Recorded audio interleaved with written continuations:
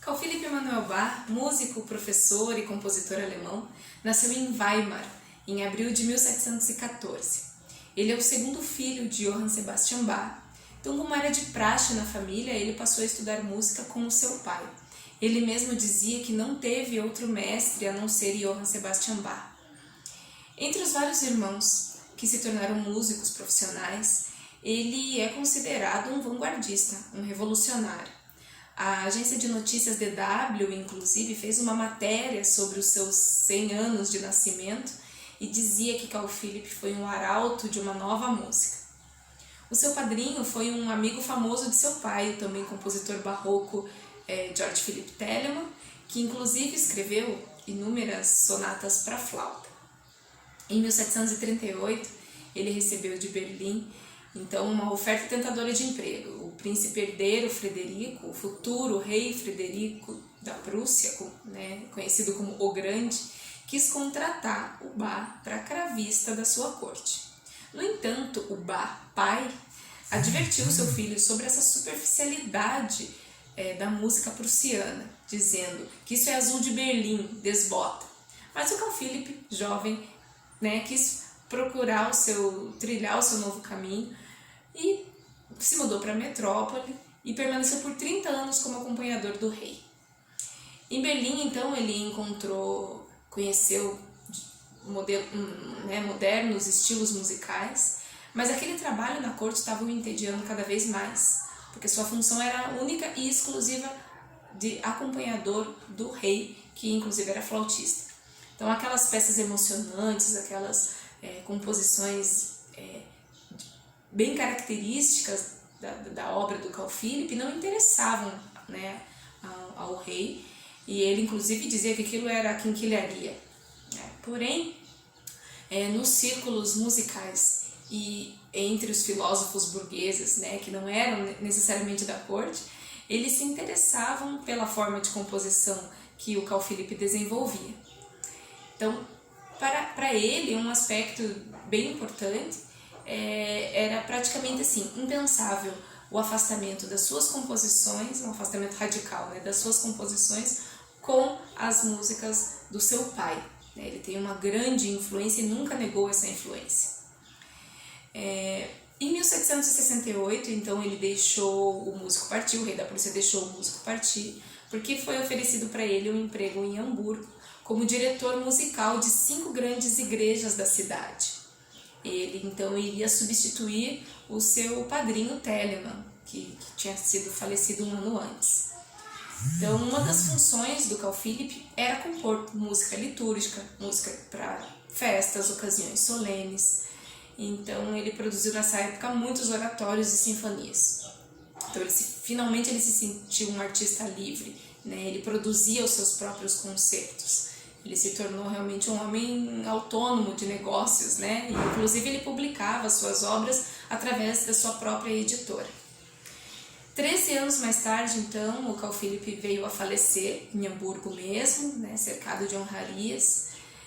No entanto, a partir da metade do século XIX, ele ficou um pouco esquecido, ficou perdido entre o barroco e o classicismo, esmagado ali entre a genialidade do seu pai e a popularidade dos músicos compositores que vieram após ele, como Haydn, Mozart e Beethoven. Sua música é louvada pela sua originalidade, inventividade. Então, diferente das peças com caráter mais sério do período barroco, o Carl Philipp ele traz consigo um estilo mais elegante, mais leve, porém muito expressivo também, conhecido como o estilo galante ou o rococó. Ele introduziu importantes inovações em termos de forma, de estilo, estrutura, harmonia, e contribuiu significativamente para o desenvolvimento da sonata clássica. Ele é considerado um dos precursores, inclusive, das formas musicais típicas do classicismo. Ao mesmo tempo, a intensidade, a expressão emocional, a imprevisibilidade e os fortes contrastes da sua música o qualificam também como um dos primeiros românticos, um dos primeiros compositores do período romântico. E por falar em forma, nesta sonata que ouviremos a seguir, o Carl Philipp logo de cara ele rompe com a forma padrão de uma sonata, iniciando com um movimento lento, pouco adágio, e em seguida 2 movimentos rápidos, 2 allegros. Esta sonata em Lá menor, então, ela é considerada uma das mais importantes obras para flauta solo compostas antes do século XIX. Ela foi a única obra para flauta impressa e publicada durante a vida do Carl Philipp e, de certa maneira, marca o início do classicismo, que traz uma proposta de objetividade, clareza, equilíbrio, simetria, não só no campo das artes visuais, mas como da música também.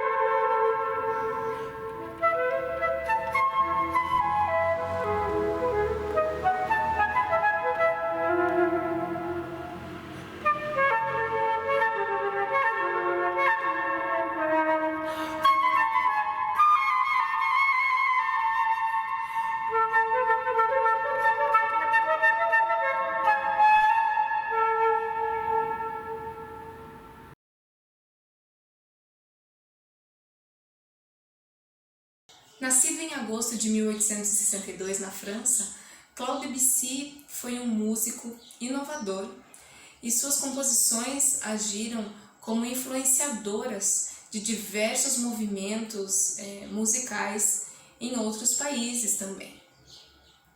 Ele foi criador de um estilo original, inspirado nos ideais da arte impressionista. Então Debussy prezava pelo caráter mais fluido das peças e às vezes até aparentemente vago, né, brincando com a harmonia, seguindo caminhos pouco óbvios, né, inesperados, em que a melodia parecia às vezes se dissolver. Como suas composições fugiam dos padrões da época, especialmente da maneira clássica de se escrever, à primeira vista, então, as suas melodias elas soavam tal qual quadros impressionistas, né? Onde a gente tem uma imagem que não é clara, o que temos no conjunto da obra, então, é uma impressão, né? Uma ideia aproximada daquilo que verdadeiramente se vê. No entanto, ao analisarem as suas obras, percebeu-se então que, na verdade, a melodia ela não se dissolvia, mas ela tinha se libertado dos formatos tradicionais, né, das repetições, das cadências rítmicas, tudo aquilo que é muito previsível no período clássico.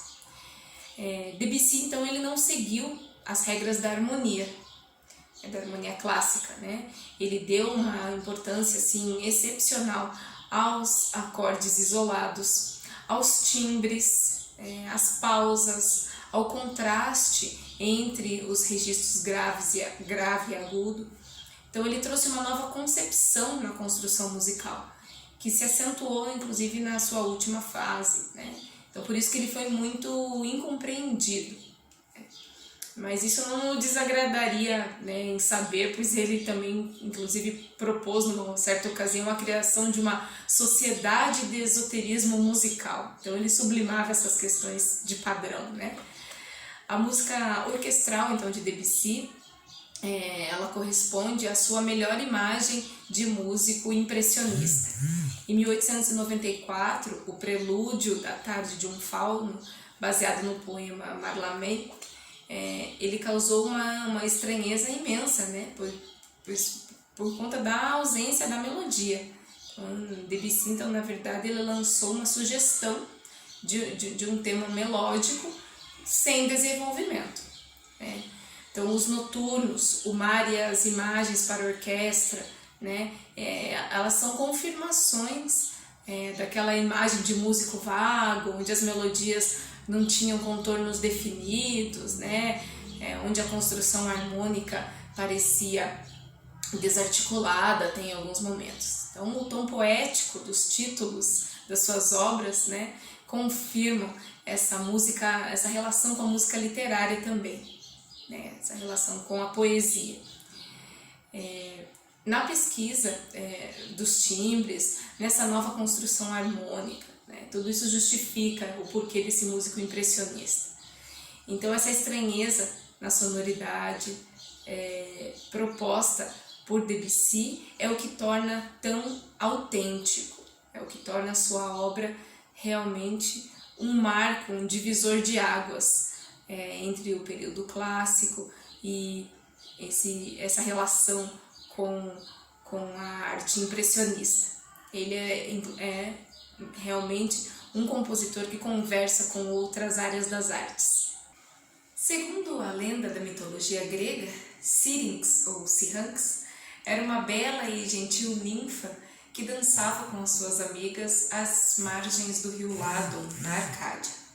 Certa vez, Syrinx foi perseguida por Pan, o deus dos rebanhos e dos pastores, que tinha pés e orelhas e chifres de bode, além de uma grande paixão pela ninfa. Quando quis então dominá-la, esta suplicou aos deuses para salvá-la, e assim sendo, foi transformada em um caniço, uma planta delgada, lisa e flexível, assim como um bambu. O caniço cresceu então e se espalhou por toda a região, e quando o vento soprava sobre uma haste de caniço quebrada, a voz da ninfa era ouvida. Então, o deus Pan juntou pequenos pedaços desses caniços, formando uma flauta de 7 sons, ao qual deu o nome da bela ninfa e, imitando a brisa do vento, evocava sempre o seu desejo e a saudade da sua doce e suave voz. Mais tarde, o deus presenteou a sua flauta aos pastores e assim ela chegou aos homens. Debussy narra então nesta peça a agonia e sofrimento do deus Pan até a sua morte. Sem dúvida, a peça ela promove uma nova visão sobre a composição escrita para a flauta solo no século XX. Elementos como o timbre e o caráter misterioso e nebuloso da flauta são utilizados com muito requinte na flauta moderna. O Debussy também soube se expressar muito bem sobre suas ideias para com a música, através de suas palavras também. Ele disse uma vez: eu desejaria para a música uma liberdade que lhe é talvez mais inerente que a qualquer outra arte, não se limitando a uma reprodução mais ou menos exata da natureza, mas as misteriosas correspondências entre a natureza e a imaginação. Segundo o músico, flautista e professor da Universidade Federal de Pelotas, o Raul Costa Dávila, em Syrinx o timbre é tão importante quanto a melodia, jamais podendo ser dissociado da estrutura musical, ou seja, da composição como um todo.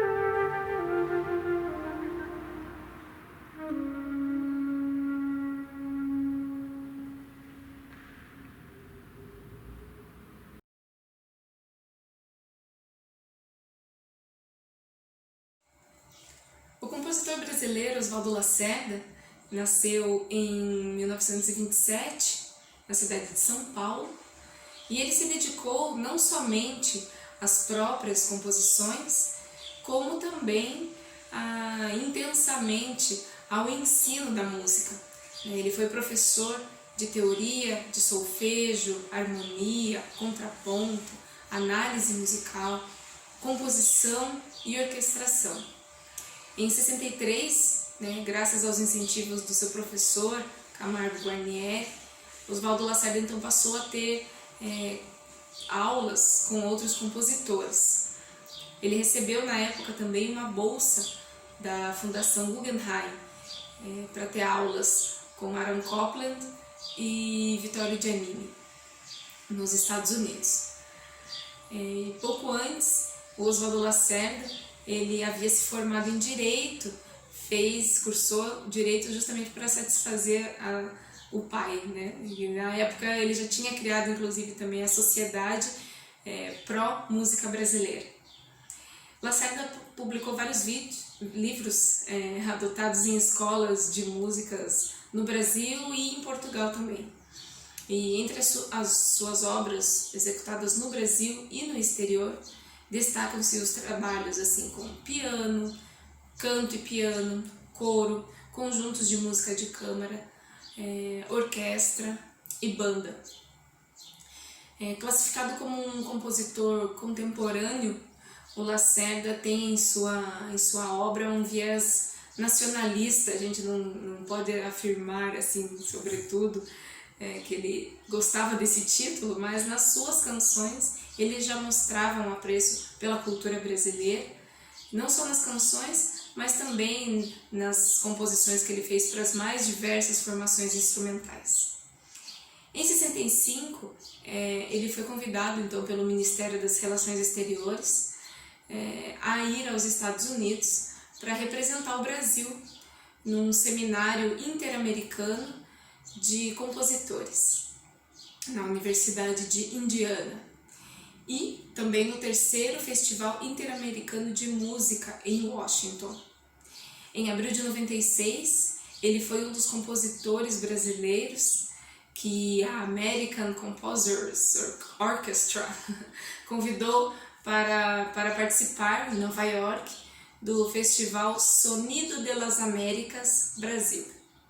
Escrita em 1974, o improviso para flauta solo foi dedicado à flautista Grace Anderson, e quem estreou essa peça em 74 mesmo foi o grande flautista Jean Noel Sagar, falecido este ano. Já foi gravada por inúmeros flautistas, dentre eles o Toninho Carrasqueira, num LP chamado Osvaldo Lacerda, Piano e Flauta, Piano e Canto.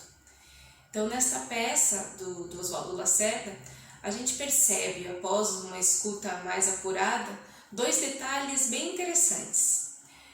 O primeiro é a repetição de uma passagem musical de formas diferentes, e ela é intercalada por frases de caráter improvisatório.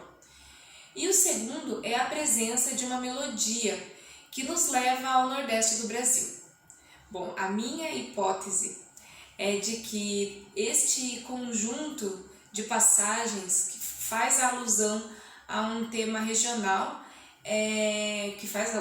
esse tema regional é o uso do modo mixolídio, muito utilizado nas músicas de matriz nordestina, popularmente conhecidas como as escalas nordestinas, presentes em estilos como o baião, no frevo e também na música armorial.